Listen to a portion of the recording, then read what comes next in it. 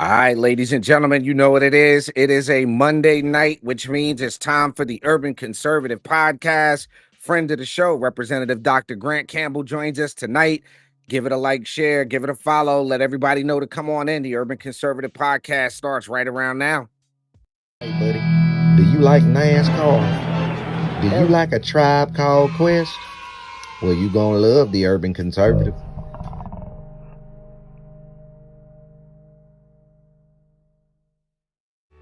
Do you like manwich and nachos? Well, then you'd love the Urban Conservative. Do you like guns? Do you like butter? Well, you're gonna love the Urban Conservative. Yo, what's good, son? You like pit bulls, say? You like solving Sudoku puzzles? Then you gonna love the Urban Conservative.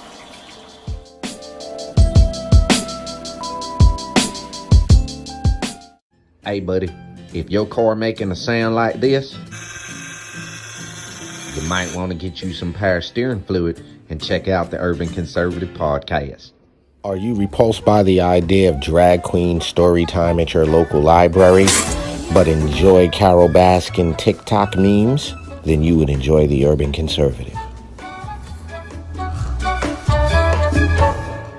Do you want to slap your boss and then go home and make yourself some golden brown pancakes covered in butter and freshly made warm boysenberry syrup? Then you'll love the Urban Conservative. Welcome to the Urban Conservative Podcast, where we do not believe that avocado toast can save the planet or the world will end, because cars use gasoline. You won't hear that Wi-Fi is a basic human right, or that billionaires are secretly supervillains.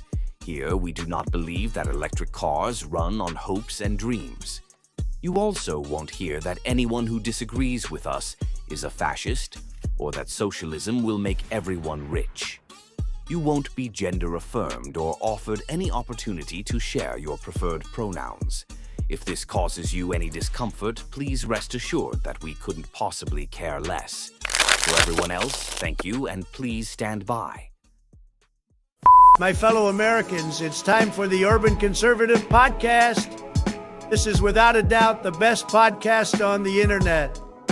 It's about to go down here on the Urban Conservative. 3, 2. All right, ladies and gentlemen, you know what it is. It's a Monday night. That means it's time for the Urban Conservative. Yours truly, Abdul Ali, rocking with you here on Monday night. We got an amazing show lined up. Before we jump into that, I do got to give a massive shout out. Got to put something on your radar. If you live in Long Island, on Long Island, I should say, in the eastern part of Long Island, you need to attend on May 3rd. My twin brother from the same mother, Raheem Soto, for Suffolk County Legislative District 2. He is having a campaign kickoff in West Hampton Beach at the VFW Post from 6 p.m. to 8 p.m. on Saturday, May the 3rd, 2025. Now, I got to just share this real quick. Y'all need to know that my brother's running to put public safety that works to back the first responders, make sure they have clean water and affordability for every generation on the East End. You need to go to Soto for Suffolk. That is SOTO for Suffolk.com if you live out there on the East End of Long Island to support my twin brother Raheem Soto and his run for Suffolk County Legislative District 2. Shameless plug out of the way. Hope everybody had a fantastic weekend. I'm excited about today's show. I just got to tell you, today's show is going to be amazing. We've got a very special guest who is joining us here. Let me just say this. It is seldom in politics, right, that you get good people, what do we call them? Like, you don't get that icky feeling from a politician. I know y'all know what I'm talking about, but this guy, we go back a few years, been honored to see him run and win and be a part of the North Carolina General Assembly. Welcome back to the Urban Conservative. Now I get to say Representative Campbell, Doctor. You have a lot of titles in the front. Representative Dr. Campbell. How's it going, brother? It is going great, and I expect you, as always, to just call me Grant. All right, we'll do it for this show. So listen, Grant. First and foremost, I gotta tell you, we were talking offline, and thank you for rushing back to make the show. I know I see everybody's wondering why you got scrubs on. He's an actual doctor. Like he's a real doctor, not like TV doctor, the real thing. So we appreciate you running back to get on the show, talk about what it's like. So let's start here, Grant. We go back a little bit. We met at a Republican function at a Golden Corral. Golden Corral.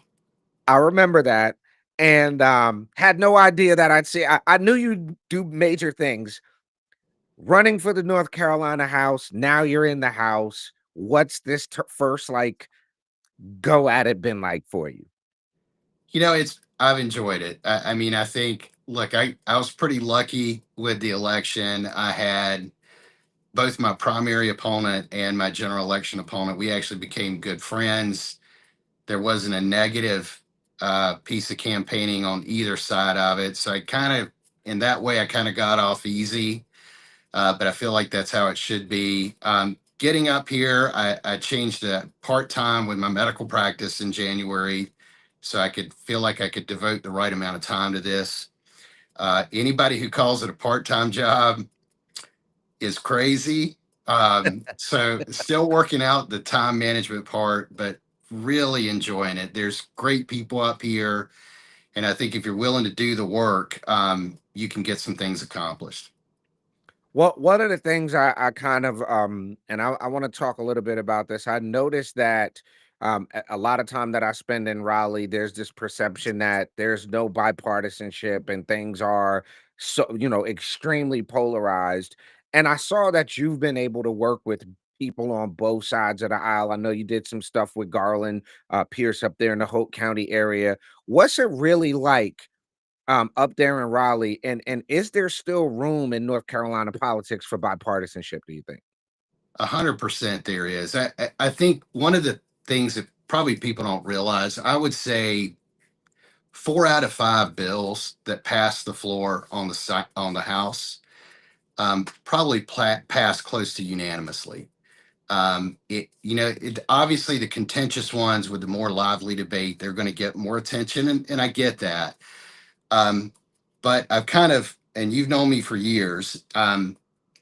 My default rule is unless you give me 100 reasons not to, I'm going to treat you with kindness, and I'm going to treat you with respect, and I'm going to seek out what we have in common with each other. Several of the bills I've filed have had bipartisan co-sponsors. And look, even sometimes when we disagree, I mean, I've been up here for 4 months now. I haven't had a crossword with anyone, and including times where they very much disagree with my position on a bill. Um, what I tell folks is I think everybody, for the most part, wants the same thing, and that's a better state, better things for the people of the state. Now, we may have different ideas of how you accomplish that, Mm. but I think that for the most part, the way we treat each other as colleagues, I was hoping that's what it would be, and it really has been. Excellent. I think one of the things that I've seen up there, and I heard one of the reps say it, it's like Raleigh's not the place to try to govern by grenade. Like you're not gonna get very much done up there trying to blow up the spot, as it were. Yeah, it makes me think of a conversation I had with someone about 2 weeks ago that they were considering running for the House in a different area of the state, and they said, how to be successful if you do that? And I said, well, you mean once you're up here? And they said yes. And I said, well, the first thing you have to do is you have to define what your definition of success is. Mm. And look, if it's just to get reelected, period, there are recipes for that. And you can be incredibly ineffective up here. You can do very little. You can have placed or well timed talking points. You can file a lot of bills that are going to go nowhere, but rile up people. And you can do that. And I told him, I said, we got plenty of people in politics that's their definition of success. I said, if you're Mm. really wanting to be a public servant, Your definition of success should be that you get up here, you speak up when you should, you shut up and learn when you need to. And when you design bills or policies or laws, that you're not doing it out of some personal agenda, that you're truly trying to make things better for the people of your district and your state. So you just have to define. And I've told people that there's about a dozen things in my life that I'm more proud of than winning an election. And so I'm going to do this the right way. And if that leads to election success in the future, if I run again, I got to decide if I like this or not.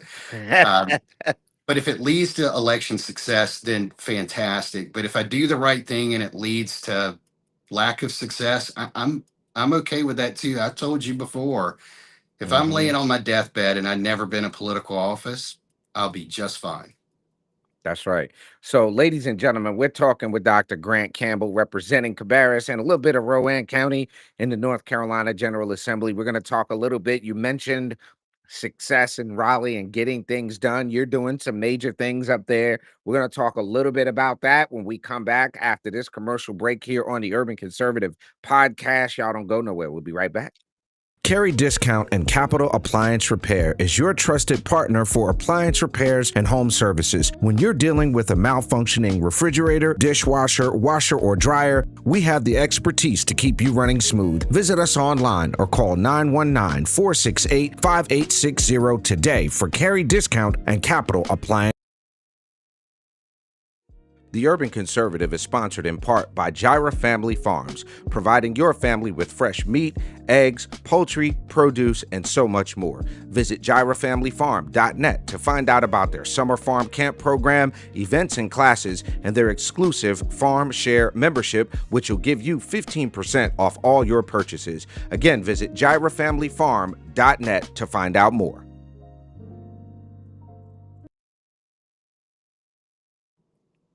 All right, ladies and gentlemen, we're back on the Urban Conservative. Got to give a big shout out to Emmanuel and Valerie up there in the Durham era at Gyra Family Farms. I didn't realize, Grant, how good fresh eggs are until I got eggs from him. Oh, Like, there's a yeah. difference between like the supermarket Walmart egg and one that just popped out of chicken. Those are two different things. So, shouts out to them. Now, Grant, there's two pieces of legislation that you mentioned. Let's talk about House Bill 69 first. Let me pull that up.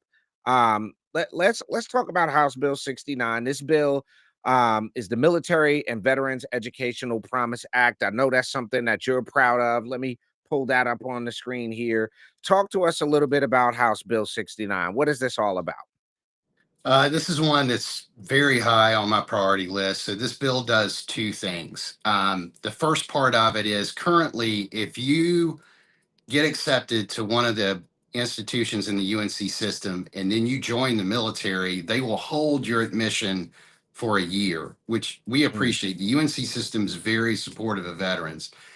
But the problem is it's not feasible. Okay. If you're joining active duty, it's going to be a minimum of 4 years before you can be a full time student. Even if you join the National Guard or the reserves, you still got to go to basic, you've still got to go to AIT. So the first part of this bill, if you are accepted to the UNC system and you join the military, if you're active duty, they will hold that spot for 5 years.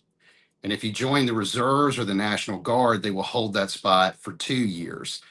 So it wow. allows people, the way I put it is that if someone's got in their hand an acceptance to their dream school, and in the other hand, they want to serve their country, I just don't want them to have to make a choice between the two. And Mm, the second part of the bill is helping veterans hang on to or gain in-state tuition in the UNC system. So if you graduate high school in North Carolina and then you join mm, the military, when you come back, whether you were gone for 4 years, whether you were gone for 40, you will have in-state tuition in the UNC system. If you didn't go to high school in North Carolina, but you were stationed in North Carolina for at least 90 days, you will get in-state tuition. And then the mm, third, regardless of where you were stationed, regardless of where you went to high school, if you are a recipient of the Purple Heart, you get in-state tuition full stop. So it allows them to, one, hold those spots that they've earned, but then two, when they come back, this takes the amount of the GI Bill that they've earned and Mm, allows them to use a fraction of it compared to if they didn't have in-state tuition. So happy to mm. say that it made it through Veterans Military Affairs Committee unanimously. Then it made it through Higher Education Committee unanimously, made it through Rules Committee unanimously. So tomorrow, fingers crossed, it is going to be voted on the House floor. And if that looks good, we'll send it to the Senate. So I gotta tell you, I'm super proud to hear that that's what you're doing to fellow veteran. Super proud to hear that. That is amazing work. And for those of y'all who are not familiar with the legislative process, clearing rules is like, that is the biggest hurdle there is, right? Like getting through rules because you got to go through rules before you get to the floor. Yeah, but I will tell you, it's changed a little bit this Okay. year. Is now if you want to offer an amendment to a bill, you have to offer it before it gets to rule. You have to do it in those other committees. So Ooh, Speaker Hall has really emphasized, and Rules Chairman Bell as well, emphasized a more efficient, regularly scheduled, clearly scheduled calendar. And part of that is if you make it to rules, it's almost like you've already gotten to the mountaintop. It's become, I don't want to say a formality because they still will ask you questions, but all the amendments and the pre-committee supplements, you have to take care of that before rules or it ain't even going to be accepted there. wow. That and I like the way that sounds because if it's at rules, that means you've already done all the legwork. It sounds like it's more likelihood to be a bipartisan or have support across the aisle type of thing. And who says no to the veterans, right? Like who says no to that? Who says no to that? What one thing I think is interesting is I had delayed entry. So I signed up when I was like 16 going on 17 and then I went in. There was nothing like this available even if I had a thought of going to community college. So I'm super glad that you did that. Super proud of that work. And then there's another bill that you mentioned which was House Bill 434. We're going to talk about that right after this quick commercial break. Y'all don't go nowhere. Talking to Rep. Dr. Campbell about his work in the General Assembly. Don't move. Knock, knock. Who's there? Knock Realty. Knock Realty provides exceptional personal service, superior customer care, while giving back 25% or more of the revenue we earn from the sale of your home to be reinvested into the local community. At Knock Realty, we believe that your care and our community come first and will always be our highest priority. Receive the most personal service when buying or selling your home at a very competitive price while making a positive impact in your community. Knock Realty. Open. All right, ladies and gentlemen, we're back on the Urban Conservative Podcast. I think Raheem is in the mix at this point. I see him in there. He ain't on mic, but we're talking with Representative Dr. Grant Campbell, good friend of the show.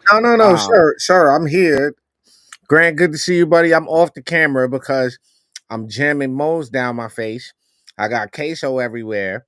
And I just coming in from Home Depot. I'm not presentable at the moment, but good to see you, sir. Glad all is well.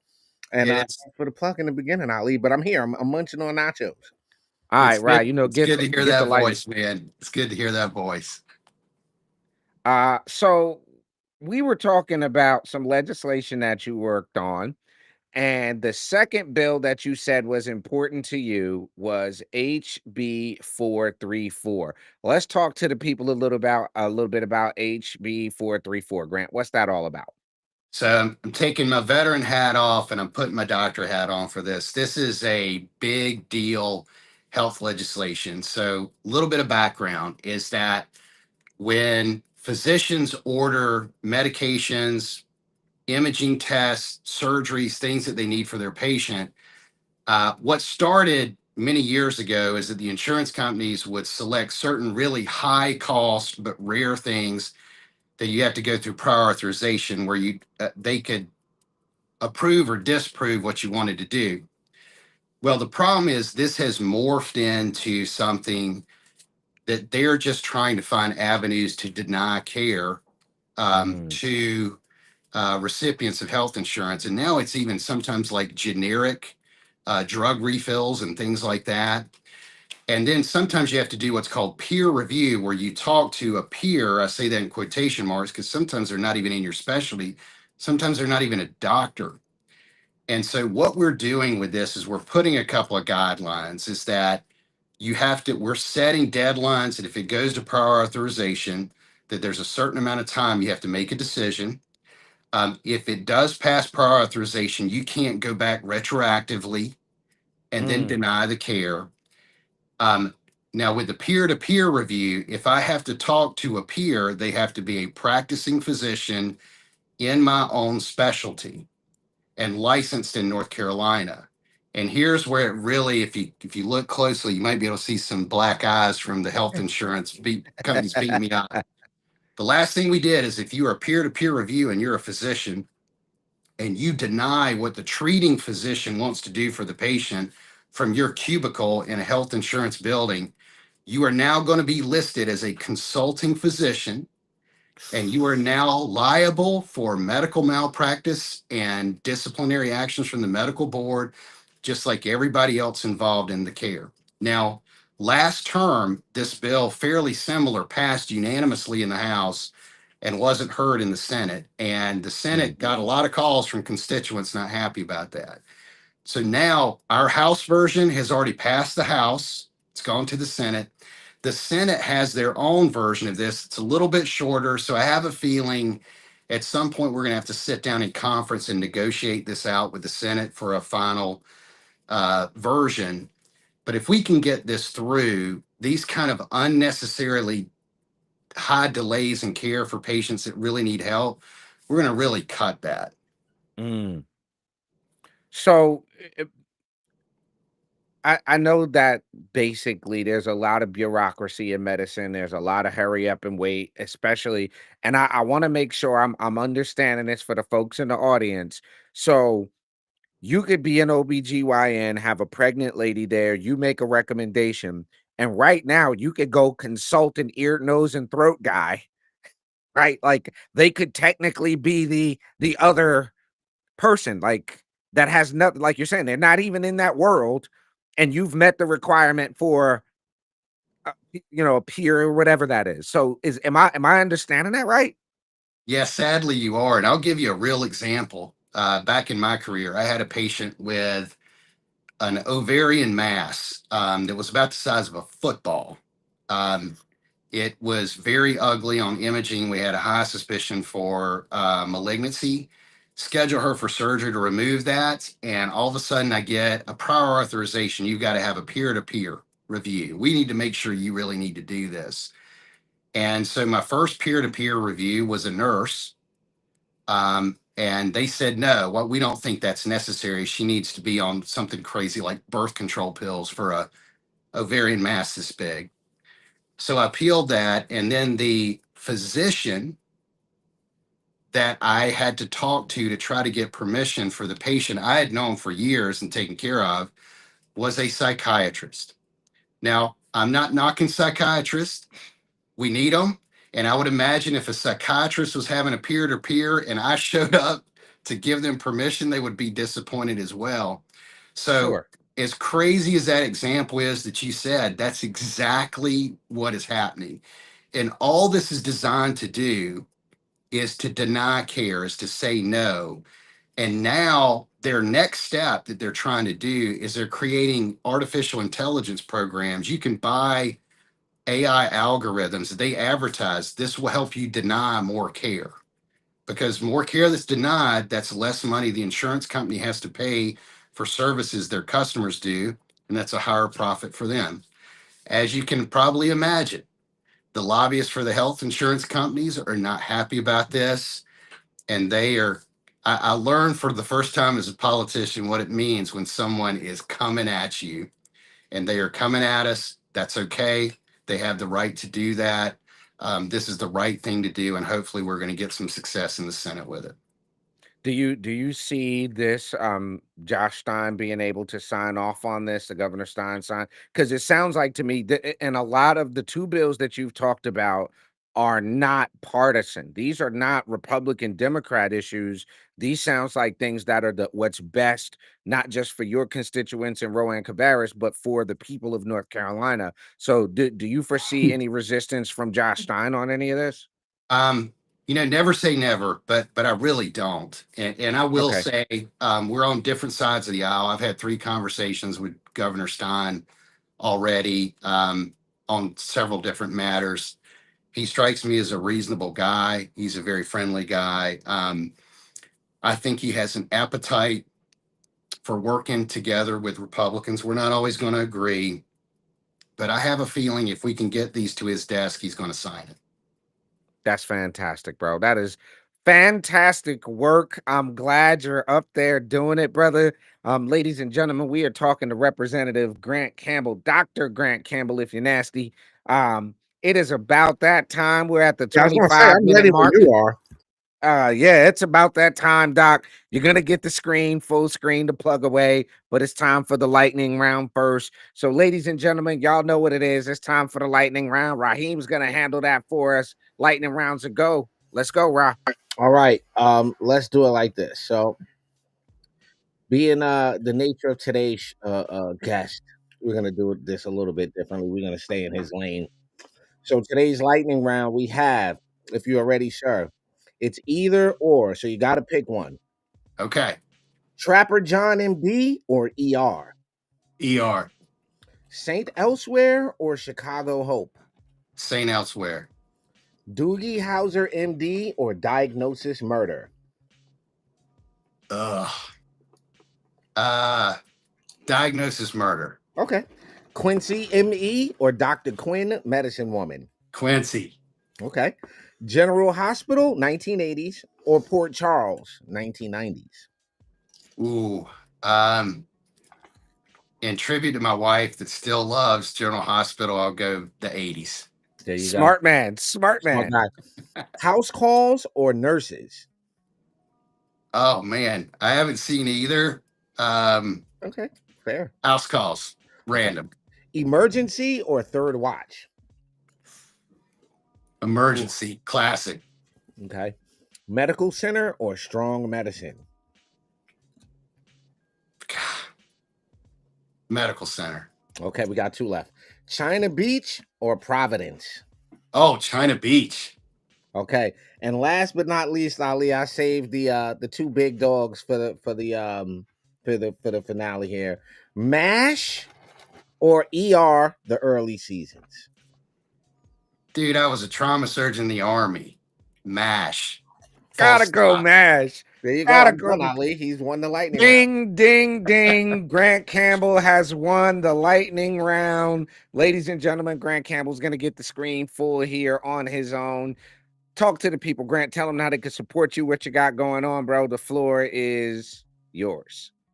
Well, I appreciate it. If you want to check out my website, it's campbellfornc.com.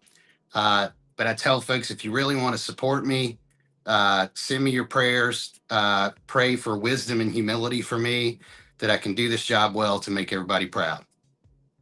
All right, indeed. Ladies and gentlemen, we have been kicking it with our good friend, Representative Dr. Grant Campbell. As always, we know time is the one thing you don't get back in this life, so we're eternally grateful for you spending a little bit of time with us. Ladies and gentlemen, make sure you give us a like, share, follow, subscribe, share, crew. Go ahead and share this content. Get the good word out about all the good work that Dr. Campbell's doing. If you live in the Cabarrus, Rowan area, make sure you reelect this guy when it comes up. Ladies and gentlemen, for my twin brother, Raheem Architect Soto, I'm Abdul Ali. It's Dr.